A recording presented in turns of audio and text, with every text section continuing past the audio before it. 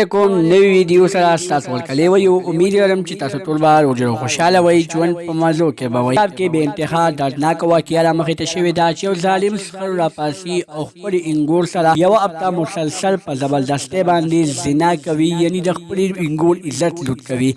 دوستانو ظالم سخر داسې حرکت په څه وجه باندې وکړو چې یوه هفته یې مسلسل د خپلې انګور عزت لوټ کړو. پیغه انګور بچي یې لا واده کړې وه د واده شپږ میاشتې شوې وې چې بیا پې سخر عادت شوی و سخر به ورسره غلط کارونه کول.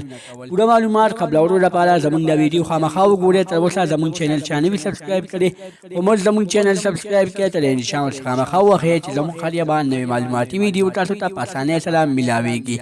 پنجاب کې ډېره زیاته دردناکه واقعه رامخې ته شوې، ډېر زیات ظلم شوی دی چې د شپږو میاشتو ناوې ښځې سره سخر غلط کارونه کوي یعنی سخر پې خپل شوق پوره کوي. دوستانو اخر په دې خلکو باندې څه چل شوی انسانیت کم خاطرې دی. دا ښځه یې د بچي دپاره راواده کړې وه نو بیا سخر ته څه ضرورت و چې د خپل بچي ښځې سره یې زنا کوله. دوستانو اخر انګور تنګه شوه او په سوشل میډیا باندې په ژړا شوه. وی ویلې چې زما خاوند نشته دی، زما خاوند په بار ملک دی خو زما سخر ما سره یو هفته مسلسل زناګانې کوي، ولې زه اوبه راوړې یم، ولې زما عزت ما پسې نشته دی.